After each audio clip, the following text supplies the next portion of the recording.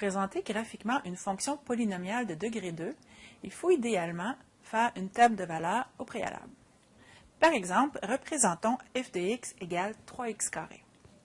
Maintenant, on sait que le graphique d'une fonction polynomiale de degré 2 a l'allure d'un U.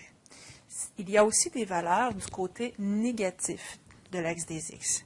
Dans le choix de nos valeurs, on va donc aller chercher aussi des valeurs négatives.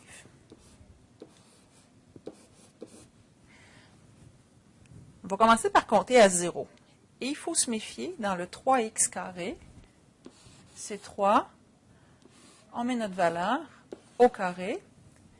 Le carré est prioritaire, donc à faire avant le x3. Si je prends 0, que je l'insère à l'intérieur, c'est 0 au carré qui fait 0 fois 3, ce qui me donne 0. On sait que la fonction quadratique passe par 0, 0. J'y vais avec 1. 1 au carré donne 1. Et ensuite, je multiplie par 3, ce qui me donne 3. 2 maintenant. 2 au carré donne 4. 4 fois 3, 12. 4 au carré, 16. 16 fois 3, 48. On a aussi vu dans l'étude de la fonction que cette fonction-là avait un axe de symétrie verticale. Donc, elle est symétrique sur x égale 0. Les valeurs à x qui vaut moins 1, moins 2, moins 4 vont être les mêmes que celles dans le positif. Pourquoi? Si je prends, par exemple, moins 2, ici, et que je mets moins 2 au carré, eh bien, moins 2 au carré, c'est moins 2 fois moins 2, ça donne 4 aussi, fois 3, ça donne 12. Pour graduer maintenant, je vais mettre des bonds de 1 à l'horizontale, mais je vais les mettre de cette façon.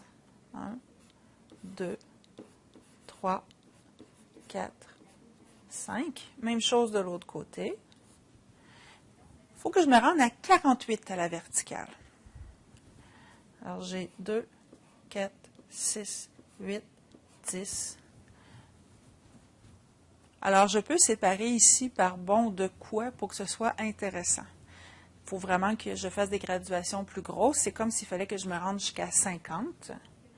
Alors, par bond de 10, c'est acceptable.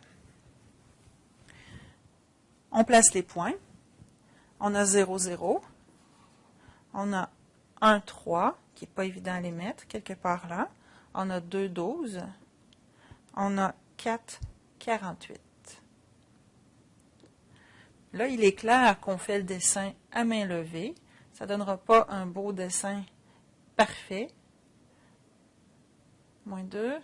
Oh, j'ai oublié le 3 tout à l'heure. On ne l'avait pas compté celui-là, c'est pour ça.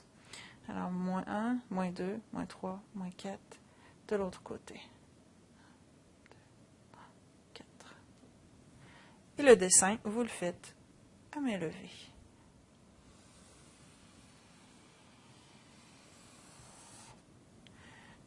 Voilà.